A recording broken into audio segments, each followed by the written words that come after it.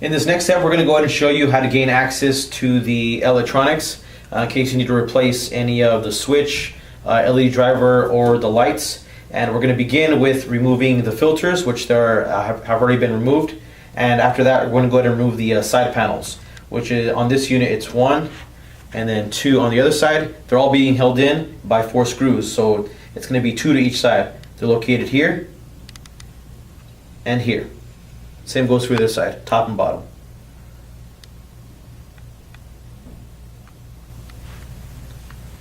Now that we removed all 4 screws, we can go ahead and take off the side panel. And the next step is going to be removing the again, the centerpiece that holds all the electrical components. And this is being held in place by 2 screws. One here, right in the corner, and the other one is right on the adjacent corner.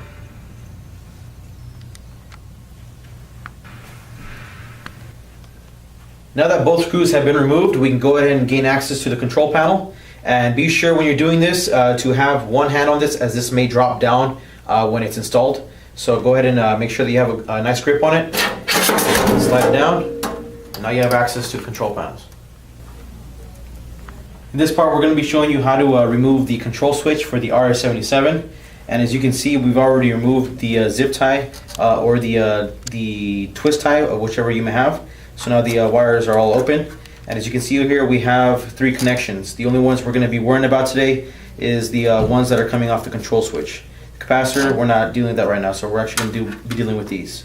And in order to remove the control switch, there's actually 4 connections in total that we're going to be removing.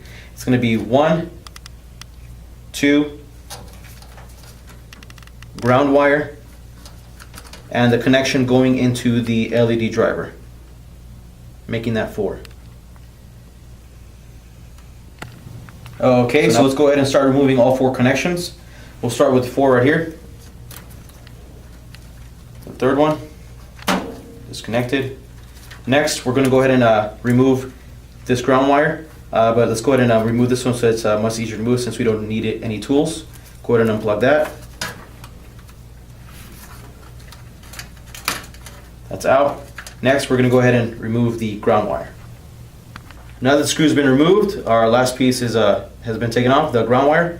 And the last step is to go ahead and remove these 2 screws, right here, 1 and 2, that are holding the control switch in place. Let's go ahead and get those off. Okay, now that the screws have been removed, now we can actually go ahead and take off the control switch. And there it is.